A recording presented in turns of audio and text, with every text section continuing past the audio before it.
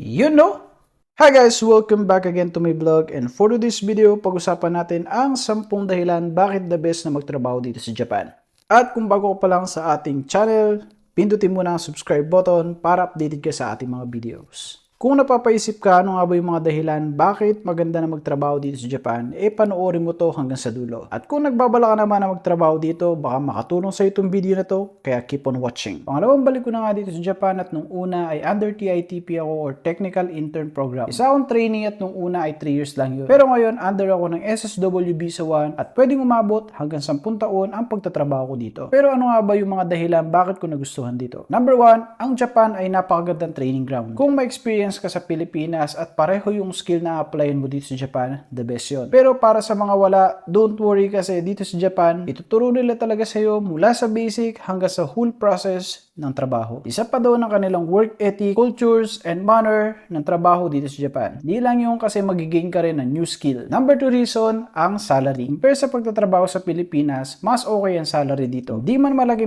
pero kahit papano mas mataas compare sa kinikita natin sa Pilipinas. At isa yun sa mga dahilan bakit ko nagustuhan na bumalik pa rin dito sa Japan. Number 3 reason, language. Sa totoo niyan, hindi talaga madali ang pag-aaral ng Japanese language o yung tinatawag na Nihongo. Pero okay lang yan kasi foreigner tayo at hindi tayo native speaker. Sa katagalan mo dito sa Japan na pagtatrabaho, panigurado at panigurado kahit papano gagaling ka sa pagsasalita ng Japanese. At sa kalaunan, magiging natural learning na lang sa'yo kasi kahit papano, araw-araw mo naririnig, araw-araw mo magagamit. Hindi lang yun. Maraming opportunity na pwede mong pasukan kapag ikaw ay bilingual. Lalo na kapag pasado ka sa JLPT or Japanese Language Proficiency Test. Kapag naipasa mo ang N3, N2 at N1 level, malaking opportunity sa iyo na makapagtrabaho sa mga bilingual company. At alam nyo ba guys, share ko lang no? 6 na taon na ako nagtuturo ng Japanese language. Napakalaking tulong talaga nito sa akin kasi magsimula ng pag-uwi ko sa Pilipinas nung una kong Japan, ito na yung naging trabaho ko. Malay mo, ikaw na yung susunod. Number 4 reason, ang taxation. Sa totoo lang guys, napakamahal talaga ng tax dito sa Japan. Pero sa totoo niyan, may mga time na binibigyan ka ng ayuda ng Japan. May mga pagkakataon na sa hindi mo namamalayan, may paayuda ng Japan na hindi mo na ini-expect. Mahal man ang tax pero mararamdaman mo na kahit papano, worth it yung pagbayad mo. Share ko lang din guys kasi nung umuwi ako ng Pilipinas, inayos ko ang tax refund, tax from government, kaya ayun, kahit papano malaking tulong talaga siya sa akin. More or less, nasa 200,000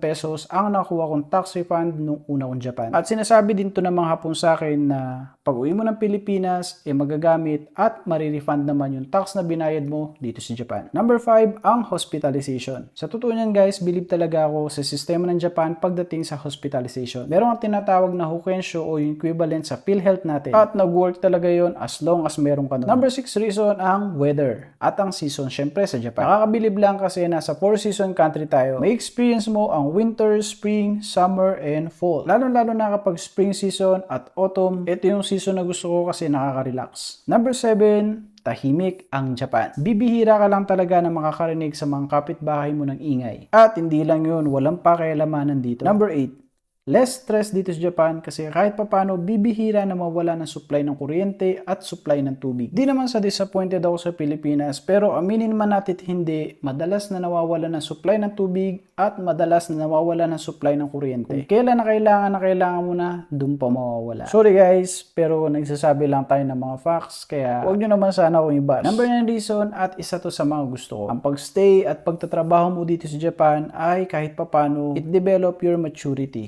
Mature ka sa iba't ibang aspect ng buhay mo. Mula sa oras, sa work ethic, responsibility, at sa iba pang mga bagay. Marami kang marirealize at kahit papano masasabi ko na makakatulong sa iyo ang pagstay at pagtatrabaho dito sa Japan at pag-intindi mo sa buhay. Pero nakadepende pa rin sa thinking ng tao kung paano siya mag-mature. Ang ibig ko sabihin, magkakaiba tayo ng way of thinking. And lastly, number 10. Ito yung reality na mapapa-oo ako. Na-compare ko ang pagtatrabaho ko sa Pilipinas at ang pagtatrabaho ko dito sa Japan. At napansin ko lang na kahit papano mas madali mong mabibili yung mga bagay na gusto mo nang hindi masyado nanghihinayang. Ang ibig ko sabihin nung nagtatrabaho ko sa Pilipinas, bukod sa kailangan natin magtipid, kailangan din nating isipin na kung bibili ka ng ganitong bagay, worth it ba? Makakamura ka ba? Or mamamahalang ka? Not unlike dito, to be honest, kahit papano mas mabilis natin na mabibili yung mga bagay kasi kahit papano may mga sumusobra sa mga kita natin. At kung nagustuhan mo tong video na to, don't forget to share and subscribe na rin para updated ka sa ating mga videos.